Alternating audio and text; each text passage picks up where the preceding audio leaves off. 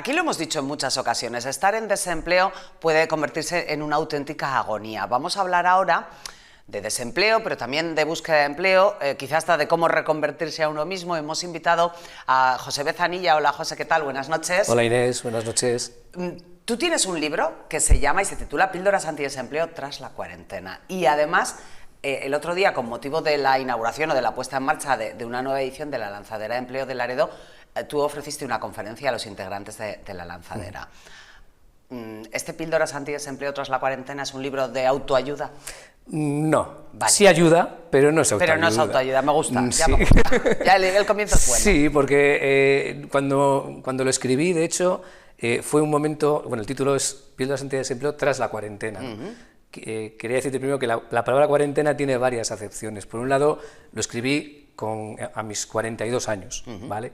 En plena cuarentena. Eso es, en plena cuarentena. Lo escribí durante la pandemia, porque lo escribí en un momento en el que justo me quedé sin un proyecto de empleo en el que estaba trabajando, finalizó, mala suerte, en 2020, mayo del 2020, y claro, pues en ese momento te tenías que buscar la vida, pero no había trabajos, no se había podía. Vida. Es que no se podía ni salir a la calle, ¿no? Entonces, claro, digo, ¿en qué proyecto me meto yo ahora? ¿En qué programa de empleo? Y aproveché ese tiempo, esos 3-4 meses que estuve hasta que conseguí entrar por fin en la Federación Vizcaína de Empresas del Metal, que es ahora mismo donde llevo el área de empleo. Decidí escribir un libro, y ese libro lo que hice fue recoger historias de personas a las que yo he acompañado durante todos estos años en los que me he dedicado a programas de empleo, y sobre todo historias de superación al final, ¿no? Porque son historias en las que las personas se encontraban en un momento pues desgraciado de su vida, porque cuando pierdes un empleo... puede llegar a ser agónico. Por supuesto, yo solo he estado una vez en desempleo y sí, yo sentía agonía, entonces entiendo que la gente lo pueda sentir así. Sí. Y bueno, y hablo de personas que decidieron en un momento dado de su vida coger las riendas y convertirse en los protagonistas, ¿no?, de su historia, de tal manera que consiguieron salir de esa situación que es el desempleo, ¿no? Pero tú también has hecho un poco eso, ¿no? Porque tú eres de profesión compañero mío, tú eres periodista, tú vienes del mundo de la comunicación. ¿Y qué haces ahora en el área de empleo? Bueno, pues te lo digo muy resumidamente para no extenderme demasiado. Mi primer trabajo es profesor en la Universidad del País Vasco. Termino la carrera, me pongo a hacer el doctorado y consigo lo que antes eran profesores de apoyo, profesores ayudantes, becarios, entre comillas, pero yo daba clases 6 horas al día, era un profesor, ahora se reconoce la figura, antes no. Pero yo daba clases de televisión y estuve así durante 2 años y medio, hasta que de repente me empecé a dar cuenta de que me sentía un farsante. Estaba enseñando, o trataba de enseñar a personas que estaban en un segundo, tercero o cuarto de carrera, una profesión en la que yo todavía no había ejercido, ¿no? Entonces, tuve la gran suerte de que me salió una oferta para Europa Press, una agencia de noticias, y bueno, pues empecé a trabajar allí, y ahí he estado 12 años. De allí luego pasé a asesor del Parlamento Europeo, como asesor externo, y de repente, después de estar toda la vida trabajando, me quedo sin trabajo. Claro, en ese momento me quedo noqueado y empiezo a darle vueltas, empiezo a pensar qué puedo hacer, y recuerdo una conversación que tuve con mi prima un día que estábamos en la playa paseando por el Sardinero y bueno, pues yo estaba en ese momento, llevaba 2 meses sin trabajo y estaba todavía un poco tocado, o bastante tocado, mejor dicho, y me comentó a mi prima, ¿no? Me dice: José, el otro día hemos estado con un coach en nuestra empresa que nos ha preguntado ¿dónde os veis dentro de 5 años, ¿no? Y me preguntó ella, y me dice: ¿tú dónde te ves? Y me quedé así pensando y dije, pues fíjate, yo ahora me veo en un aula o rodeado de gente, contando algo, hablando, explicando, enseñando, porque me gusta la profesión de forma... De hecho, ya os digo que mi primer trabajo fue ese, ¿no? Venía de la universidad. Y dije, pues yo me veo ahí.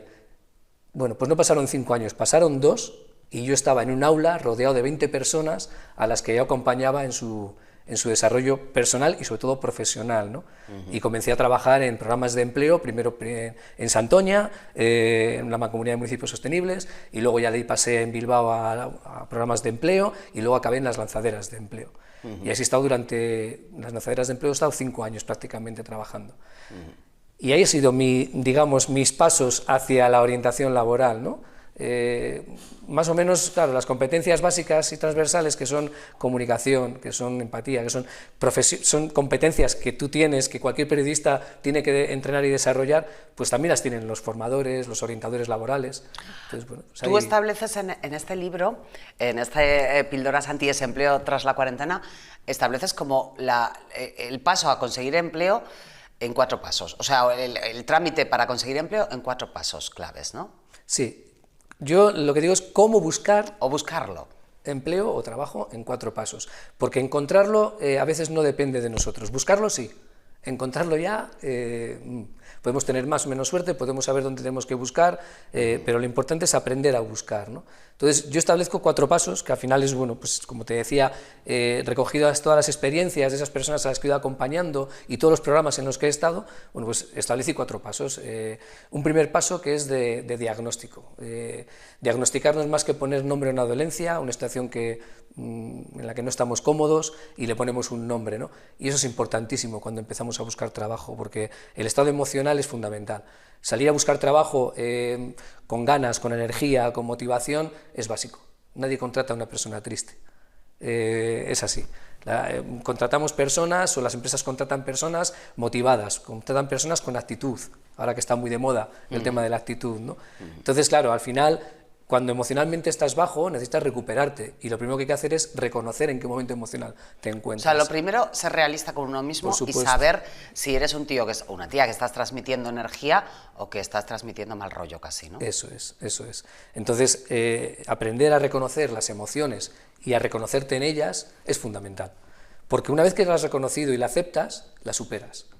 Si yo estoy triste, tengo que reconocer que estoy triste lo primero. Y la tristeza es un paso del duelo, como cuando, salvando las distancias por supuesto, pero cuando perdemos a un ser querido, existe un duelo que llamamos el duelo postdespido, donde hay una serie de fases que son, primero, la negación, luego fantaseas un poco con qué me está pasando, igual se han confundido, igual me vuelven a llamar, luego hay una fase de ira, de rabia, ¿no? ¿Por qué me toca a mí esto? ¿Por qué me tiene que pasar a mí? Era muy bueno, eso es, ¿por qué me echaron a mí y no echaron a fulanito? Eso mismo. Y luego hay una fase de tristeza, ¿no? Hay un tiempo de recogimiento donde es fundamental, porque ahí es donde empezamos a tocar tierra, donde empezamos a darnos cuenta de en qué situación nos encontramos, y es cuando empezamos a hacer todo lo que depende de nosotros para salir de ahí, en un pozo en el que no queremos estar.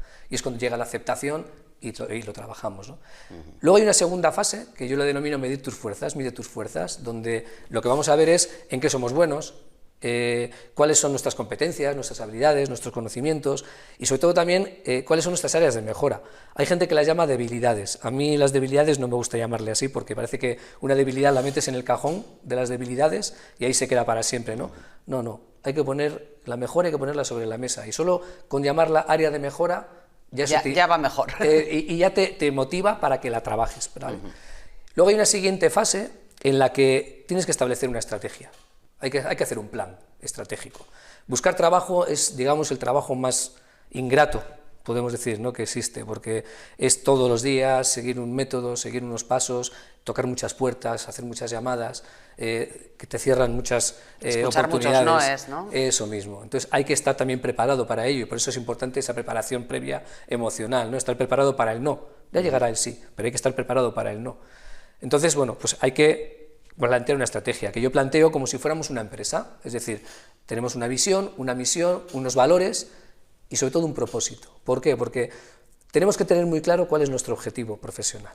Es fundamental. Lo que no podemos hacer es, a mí hay gente que me llega ahí al área de empleo y me dice, José, búscame de cualquier cosa.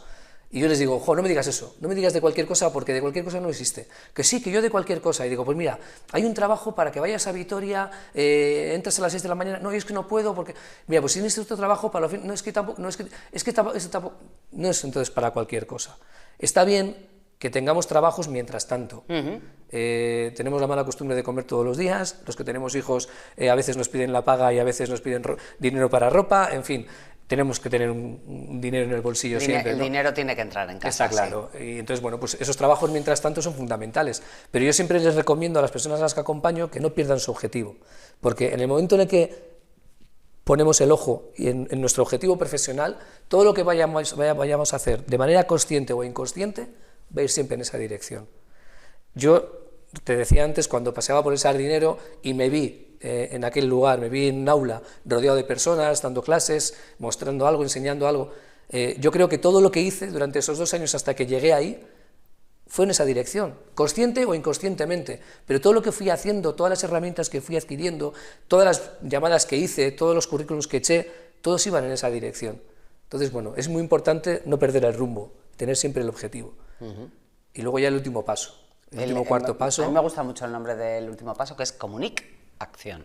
Eso es, porque al final buscar trabajo es comunicar. Estamos continuamente hablando en una entrevista de trabajo, hablamos cuando hacemos un currículum, estamos contando algo, en un elevator pitch, en un networking, en un lugar en el que podemos relacionarnos con personas de nuestro sector que nos pueden echar una mano. Es decir, estamos continuamente hablando y comunicando. Entonces, en el libro planteo una serie de píldoras para facilitar esa comunicación, ¿no? Que van desde cómo hacer un buen currículum, cómo hacer una buena entrevista, consejos para hacer una buena entrevista, cómo hacer un buen elevator pitch, donde digas quién eres, qué haces, sobre todo qué ofreces. ¿Qué es un elevator pitch? Esto a mí me pasa... Perdona. No. Escucha, no es la primera vez que hago una entrevista relacionada con, pues, con la búsqueda de empleo, etcétera. Sí. Y siempre digo, si yo ahora me quedase en desempleo, necesitaría toda la ayuda del mundo, porque hay muchas cosas que han cambiado, desde el formato currículum, que ya no es el formato que existía hace 20 años, hasta cosas como esto, que es un elevator pitch. A ver, elevator pitch es una palabra que viene de Estados Unidos, sí. ¿vale? Y cuando la gente tenía un proyecto, tenía una idea de negocio, por ejemplo, aprovechaba el ascensor, claro, se metían en las oficinas de los altos ejecutivos, se metían en el ascensor y en lo que duraba subir hasta el piso 22, al piso 22, pues aprovechaban para contar su película y aprovechaban pues para contar su negocio, su modelo de negocio y demás. Esto se ha utilizado mucho en el mundo del emprendimiento.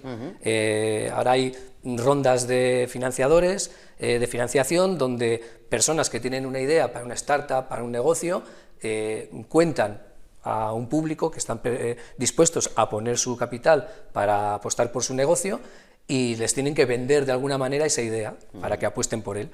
Bueno, pues esto lo hemos trasladado también al mundo del empleo cuando buscamos trabajo, porque cuando buscamos trabajo, como te digo, estamos continuamente contando. Yo lo primero que hice fue, cuando me quedé sin trabajo, lo primero que hice fue llamar a todas las personas que yo pensaba que podían echarme un cable de alguna manera, o que me podían poner en contacto con alguien. Sí. Cuando uno está en desempleo hay que echarle morro. Claro, lo que no hay que hacer es avergonzarse, yo también ni mucho creo menos. Que hay que llamar, claro. Son 2 minutos de apuro, pero a lo mejor pero te ningún sale apuro. bien. Tú, fíjate, uno de los consejos que doy cuando hacen una entrevista, cuando alguien me viene y me dice, José, estoy súper nerviosa o súper nervioso para hacer esta entrevista, dime algo, Digo, mira, el ser humano es generoso por naturaleza, le gusta dar. Bueno, pues cuando vayas a una entrevista de trabajo, no pienses en que vas a pedir un trabajo, piensa en que vas a ofrecer tus servicios, vas a ofrecer tus conocimientos, vas a ofrecerle lo que sabes hacer, porque si la empresa te ha llamado es porque te necesita a ti o a alguien como tú. Entonces, lo que tienes que hacer es ir con el chip cambiado e ir a ofrecer. Lo mismo, cuando estamos buscando trabajo, no estamos pidiendo un trabajo. Estamos ofreciendo lo que sabemos. Claro, y eso cambia mucho el observador que soy a la hora de buscar un empleo, ¿no? Porque no estamos pidiendo, me parece que como pedir nos cuesta mucho, eso sí que te da, pero sin embargo dar a que te sientes cómoda. Tú cuando das a que te sientes más cómoda bien que cuando pides. Pues esto es igual, estamos dando, siempre desde la humildad, es decir, no es llegar allí, yo te voy, no, desde la humildad, conociendo a la empresa a la que acudes, sabiendo qué es lo que necesitan, qué perfil buscan, ver de qué manera yo puedo adaptarme a ese perfil, si puedo ofrecer lo que esa empresa necesita. Has dicho antes una cosa que se me ha quedado aquí, yo le tengo que preguntar luego por este asunto. ¿Cómo se prepara uno para el no? Pues es que toda la vida vamos a recibir noes. Bueno, a pero lo largo para de todo. la vida en todo. Por eso. En el colegio, en casa, con las parejas, con los amigos. Cuanto antes lo aceptes, mejor. Es decir, al final, el hecho de que te digan un no en una entrevista de trabajo o cuando estás en un proceso de selección y no has sido la persona elegida, lo que tienes que pensar no es que... Primero, aprende de ello. Es decir, al final, de los noes también se aprende. Porque cuando alguien te dice que no ha superado la entrevista, es un aprendizaje, cada entrevista es un aprendizaje. ¿Qué hemos hecho? A ver, vamos a hacer balance. Pedimos feedback a la persona, oye, si podemos, ¿eh? No hay veces que no se puede, pero si podemos pedirle feedback, oye, mira, me interesaría saber ¿Por qué no he sido la persona elegida? ¿De qué manera crees tú que podría yo mejorar? A mí me preguntan muchas personas, cuando hacemos procesos de selección, a mí hay gente que me llama y ahí me parece genial, y me llama y me dicen, oye José, ¿me podrías decir en qué? Y digo, pues mira, no has fallado en nada, pero esta persona que ha sido la elegida tenía este conocimiento, tenía esta formación o tenía esta experiencia. Entonces, eso es un aprendizaje, porque entonces se va a dar cuenta de que para ese puesto está valorando un conocimiento determinado, una formación determinada, y de ahí se aprende. O, por ejemplo, cuando vas a hacer una entrevista de trabajo, la primera seguramente que vas a estar súper nervioso o súper nerviosa, pero bueno, el tener varias entrevistas de trabajo te va dando rodaje, como en todo, son entrenamientos, y te sirve para aprender a hacer una buena entrevista luego. Y sobre todo, dejar la frustración a un lado y pensar que seguimos siendo buenos, pero que igual en ese momento había una persona que aportaba mucho más que yo, o no hemos sabido tampoco vender bien, o no era nuestro puesto de trabajo. O no era tu puesto de trabajo, o no se han leído el libro de Píldoras Antidesempleo. ¿Cómo es acompañar a alguien en la búsqueda de empleo? Pues es un trabajo muy bonito, eso ¿Sí? Si no, no estaría aquí, eso seguro. Volvería a otro tipo de formación o intentaría volver al mundo de la comunicación, pero es un trabajo súper grato. La cara de alegría, esta mañana, por ejemplo, me ha llamado, y no es pero es que esta mañana me ha llamado un chaval, 25 años, y me llama, me pasan la llamada, y me dice, oye, que hay un chico que quiere contarte algo y tal. Total, que me llama, y el chaval llorando, me dice, José, que me han cogido. Y digo, yo ni me acordaba de él, fíjate, ¿Quién eres, está no? claro. Digo, ¿pero quién eres? No, que soy Andoni. ¿Pero qué Andoni? No, Andoni tal. Ah, vale. Total, que ya miro la ficha y veo que la había mandado hacía un mes a un proceso de selección para un puesto súper bueno. Y dice, que me han cogido, José, con él había estado preparando la entrevista, habíamos estado preparando el currículum, y estaba emocionadísimo, que le ha hecho un contrato indefinido, además. Luego, otro ejemplo, este era chaval joven, pero me vino un día, hace año y medio o así, me vino un tío de 63 años que acababa justo de cerrar su empresa, ¿no? Y me viene, se me sienta enfrente y me dice, mira, José... 63 años. 63 años. Y me dice, mira, José, yo sé que conmigo no vas a hacer nada porque tengo ya 63 tacos, acabo de cerrar la empresa, he sido gerente durante muchos años y sé que no me vas a conseguir nada. Pero como me han dicho que escuchas, que sabes escuchar, pues yo vengo aquí a contarte mi película, ¿vale? Total, que me empieza a contar, pues yo pues intento animarlo, decirle que bueno, pues que nunca se sabe, que bueno, pues que piense que ahora mismo igual son 2 años hasta que se jubile o 3 en los que puede disfrutar de otras cosas. Bueno, pues tratas una edad... Bueno, pues casualidad, que al día siguiente me llama una empresa y me dice, esta es una mujer de 75 años, que es la gerente de la empresa, y me llama y me dice, mira, José, estoy agotada, no puedo más. Mi hijo no espabila, tiene ya 40 y tantos tacos y no echa para adelante. No le voy a dejar a él que lleve la empresa, que me la hunde. Y digo, ¿sabes lo que te hace falta a ti? Una persona que esté contigo 2 o 3 años, que le espabile a tu chaval y a ti te libere. ¿Pero eso existe? ¿En serio? Y digo, ahora mismo te lo mando. Bueno, pues, match. Oye, pero eso sí que es como... Pero eso es como... Es que fue el día siguiente. Claro, día siguiente. es que es como el Tinder laboral, quiero decir, fue como un milagro. Total. El hombre ese sí que me llamó, me mandó bombones, claro. Lo repartimos entre todos los del trabajo. Bueno, el hombre estaba emocionadísimo, no lo entendía, decía, es que no me puedo creer, o sea, que en 2 días esté trabajando otra vez. Bueno, pues al final sean situaciones maravillosas, ¿no?, como esa. Cojo el concepto de mi compañero, que no es mío, pero ha dicho una cosa sobre el desempleo que yo creo que es muy cierta. A veces cuando nos quedamos en desempleo perdemos un poco nuestra identidad, ¿no? Perdemos un poco qué éramos. Soy Inés, la periodista. Pierdo la parte de periodista y la frase es buena fea, solo queda Inés. Pues Inés también es muchas otras cosas, ¿no? Claro. Pero sí que perdemos un poco parte de nuestra identidad. Por eso es muy importante esa primera fase de autoconocimiento, ¿no?, de medir, o ese segundo paso, de medir nuestras fuerzas, de reconocer quiénes somos. El tiempo que dedicamos a nuestro conocimiento, que es muy poco muchas veces, porque a ti, si ya has estado trabajando toda tu vida y te dicen, ¿en qué eres buena? Bueno, pues tienes que pensarlo. Sin embargo, durante el proceso de búsqueda de empleo, una de las fases es precisamente trabajar, pensar y que se te da bien. Pararte a pensar. Por eso la palabra cuarentena, que antes te decía que tiene varias acepciones, una es que se escribió durante la cuarentena, otra es que se escribió durante mis 40 años, pero otra parte es también porque yo siempre recomiendo, sobre todo a la gente que quiere cambiar de trabajo, ¿no?, tomarse un tiempo de cuarentena, donde recapacites, donde pongas el foco en aquello que te gusta, que el propósito, el objetivo profesional no solo es en aquello en lo que soy bueno, sino también aquello en lo que yo me veo. y sobre todo aquello en lo que creo que hay oportunidades fuera, porque las miradas tienen que ser en ambos sentidos. Tiene que ser una mirada hacia adentro, donde vemos quiénes somos, qué hacemos, qué nos gusta, en qué somos buenos, pero una mirada hacia afuera, donde vemos cómo están las oportunidades en el mercado laboral, dónde hay más oportunidades y dónde no hay. El otro día, por ejemplo, en la charla con los participantes de la lanzadera, había una mujer de 63 años, 62 creo que tenía, y me decía eso, ¿no? Que ahí el edadismo...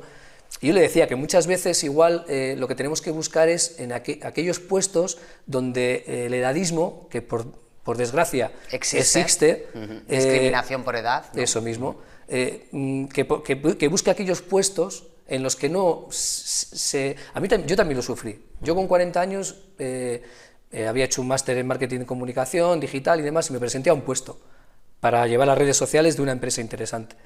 Y cuando me senté me dijo el que me estaba entrevistando, que yo no sé si era mayor que yo, pero los aparentaba. Me dice, es que estábamos pensando en alguien más joven. Y me quedé así y digo, entonces ¿por qué me has llamado? 40 años. 40 años tenía, 41. Y digo, entonces ¿por qué me llamas? Y me dice, no, porque tu currículum nos gusta mucho, dice, y por eso te voy a dar la oportunidad de que te vendas. Sí, y digo, a ver, yo pensaba, yo ya a mala leche. Le dije, yo pensaba que venía una empresa grande y que no iban a hacer un contrato junior. Digo, ¿qué es que vais a pagar poco, no? Claro, se ofendió, me dijo, no, para nada. Es un sueldo en condiciones, acorde al puesto. Y digo, entonces no entiendo por qué queréis a una persona joven sin experiencia y dejáis de lado a una persona. No, porque queremos proyección en la empresa. Yo cuando me dicen eso, digo, mira, si quieres proyección, contrata a una persona de 50 años, que ese se va a jubilar contigo. Sí, porque esa persona tiene responsabilidades, tiene... Una persona con 55 años ya no se va a mover. Por supuesto. Y una persona joven al final está pensando en conocer, que tiene todo el derecho, porque todos lo hemos hecho. En volar, en conocer sitios, en viajar, en conocer una empresa. Ahora yo entrevisto en ganar más, en mejorar, en cambiar de rumbo. Eso es. Yo entrevisto a diario a personas de diferentes edades, ¿no? Y los requisitos o las exigencias de las personas, depende de la edad, cambian muchísimo. A mí la gente joven me habla de teletrabajo, me habla de conciliación laboral, de todo eso que llaman el salario emocional, ¿no? Me hablan de flexibilidad horaria a la hora de entrar o salir, me hablan también de proyección dentro de la empresa. Sin embargo, habla la gente más mayor? La gente más mayor de salario, sí, también de horario, por supuesto, pero sobre todo salario. Sin embargo, la gente joven al salario económico, a la pasta, no le dan tanta importancia. Le dan más importancia a que la empresa... A mí me han llegado a preguntar, ¿y esta empresa qué huella de carbono tiene? Y dices, ostras, pues no lo sé. No, ¿y esta empresa cuánto dedica a responsabilidad social corporativa? Pues no te podría decir. Claro. Y entonces, bueno, pues hay que cambiar mucho el chip. A la hora de entrevistar dependiendo con qué edad, hay que cambiar muchísimo el chip. Y las empresas tienen que cambiar, si quieren captar el talento. José, me quedo con que en cualquier momento podemos incluso cambiar nuestro rumbo laboral. O sea, me dedicaba a esto, puedo cambiar a esto otro. ¿Es posible? Es posible, por supuesto, siempre y cuando, siendo realistas. Eso te iba a decir. Siendo realistas, ¿cómo lo hemos llamado esto? Mide tus fuerzas, ¿no? Era el paso de mide tus fuerzas. Pues bueno, hay que medir las fuerzas. Eso es. José Bezanilla, muchísimas gracias por habernos acompañado esta noche. Nos quedábamos con ganas el otro día en la presentación de la lanzadera de empleo, sabiendo que habías intervenido allí con esta ponencia o conferencia o charla, nos quedábamos con ganas de hablar un poco contigo de empleo y de búsqueda de empleo. Muchas gracias por habernos visitado. Gracias a vosotros. Hacemos una pausa. Nosotros volvemos ahora enseguida. Búsqueda de empleo. Les vuelvo a recordar el nombre del libro, que es Píldoras antidesempleo tras la cuarentena. José Bezanilla, un placer. Hacemos una pausa y ya seguimos.